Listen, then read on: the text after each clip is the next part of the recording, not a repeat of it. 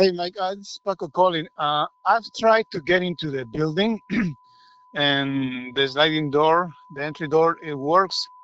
The elevator opens Hi, Mike. doors, but it doesn't work. Sorry, I And I didn't already forget to call you tried. back. Hey, Mike, it's Tom. Hey, you're probably already done for the week, but just thought I would check in So on I've my been way here, home Yeah. I've been and here confirm for what we're Every going to time I plan start for Monday and to get somebody all else their show Tuesday. up, but inspections How much stuff what you got brought left to no, to me do nobody. there? No, I have not made it somebody's there. gonna work I today. don't know, Mike. But Anyway, anyway, So we'll talk to you soon. tell me so what do you want me to as do? of Call you today, tomorrow, Hi, Mike. This is Paul. Sorry, I don't know. Call me. I don't know. I know you'll be not at work, so anyway, if you can call me tomorrow, I'm not gonna be so busy. I really appreciate what you're doing, and I hope everything's good. Yeah, you too.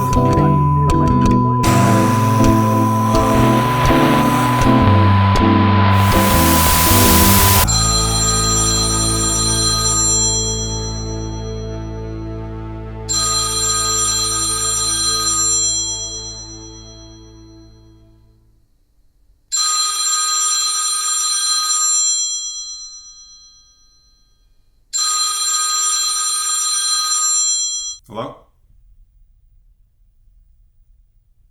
Yeah. Yeah, let me check the calendar. Hang on. Yeah, that'll work. All right. All right, bye.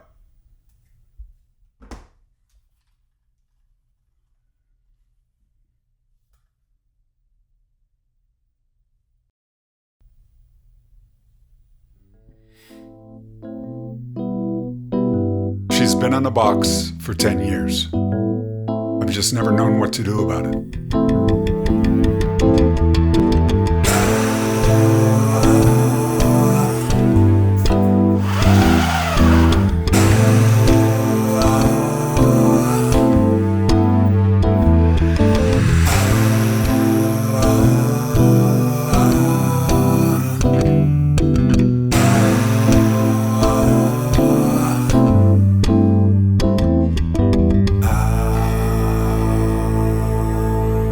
It's always felt dishonorable. It's always weighed heavily in the back of my mind. I wanted it to be right, but right is something I could never find.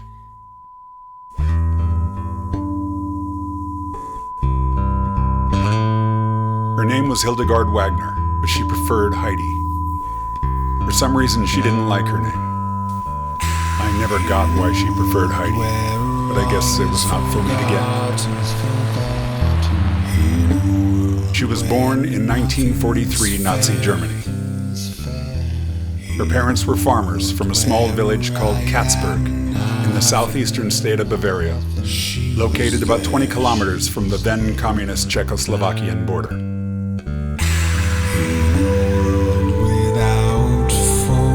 Her father was snatched away by mandatory Nazi conscription when she was a baby and was killed during Hitler's invasion of Russia. She had no recollection of him. All she remembered was the hardship her mother later dealt with, having 4 children to raise and a farm to maintain. Protect my soul.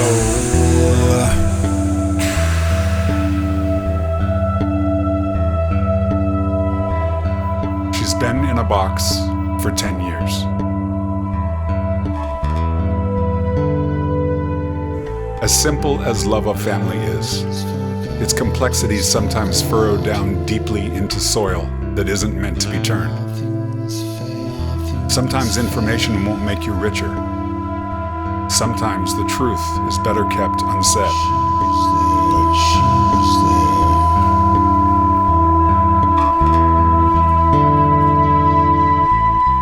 She was youthful and dynamic by nature, but protective and guarded. Something in her early life had affected her, and she was careful. Maybe it was growing up in a generation laden with guilt for atrocities out of their control.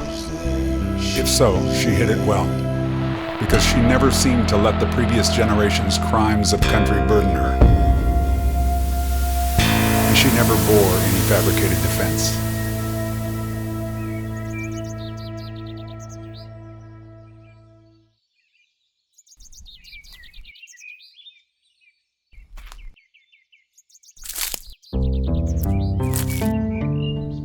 I don't know if that was the general disposition of all legacy heirs to the history of the Third Reich, or if it was just her own form of resolve. But she was just unwilling to carry the responsibility of their mistakes.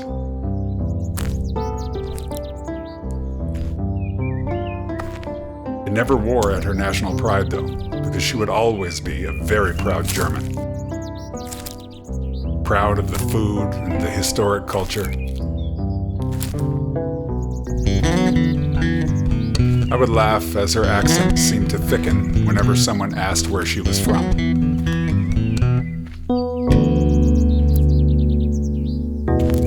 She wore Deutschland well, but she also identified as an American spirit long before she got here.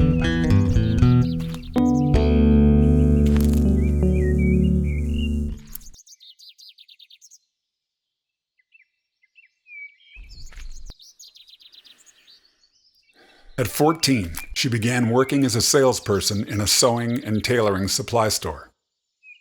Between her job there and summers spent with her grandmother in Munich, she would develop a fondness for fashion and urban culture. I remember the way she glowed when I gave her a tour of the shops and boutiques in Beverly Hills some 35 years later. It was her element, and I admired that. I knew the young woman she developed into even though I wasn't there.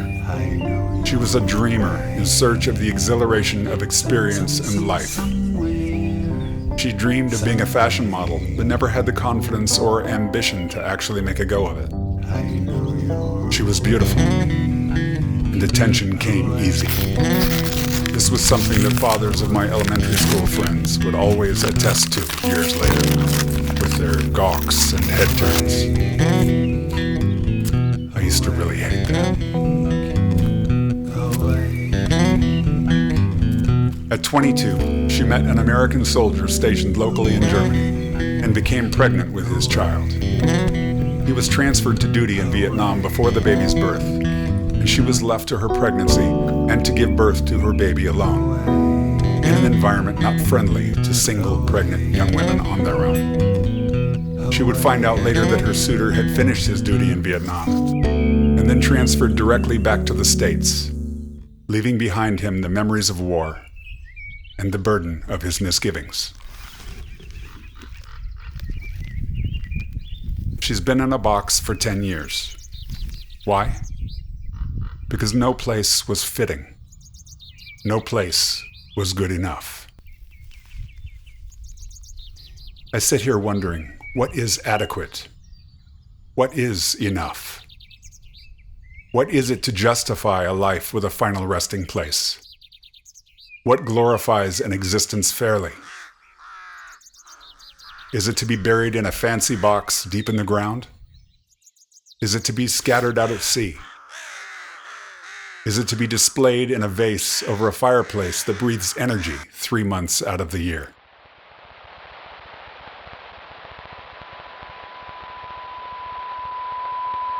What validates the years of a life lived?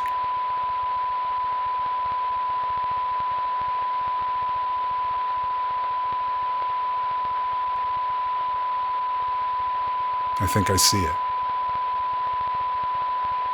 I just had to open my eyes.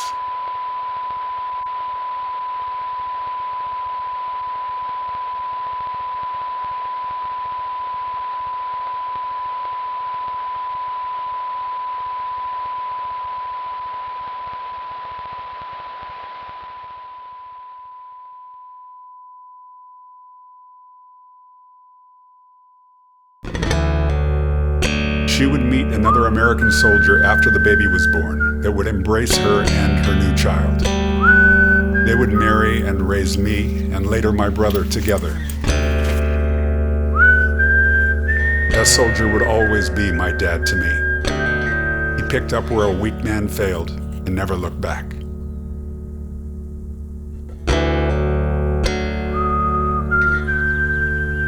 It's been a long time.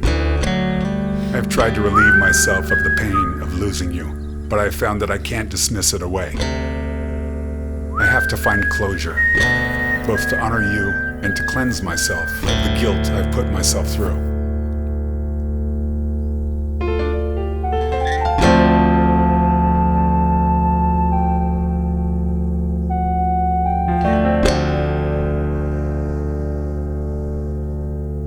I think I see it now.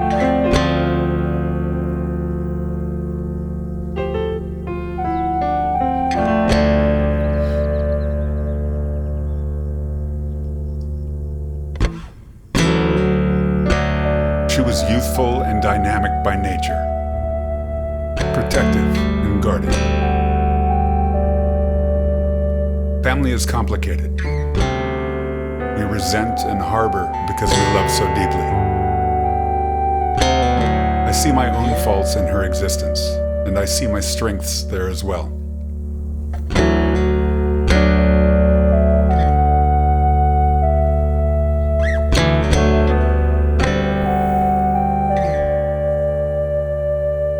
I feel so fortunate to say that, because in the end, family is the essence of who and what we are.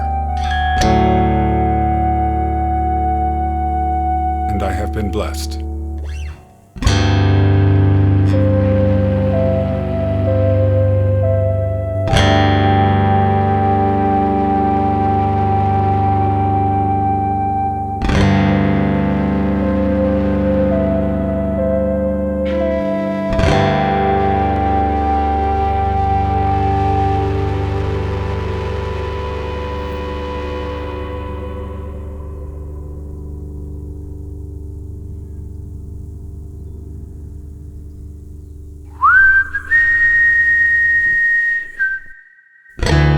She's been in a box for 10 years, but no more.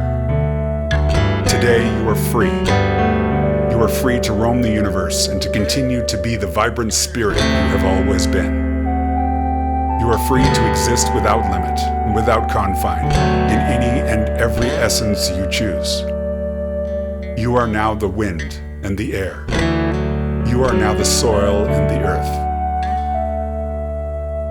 You will contribute to everlasting life forever, the way the memory of you contributes to mine, forever. You are Mother. This is right. This is fitting.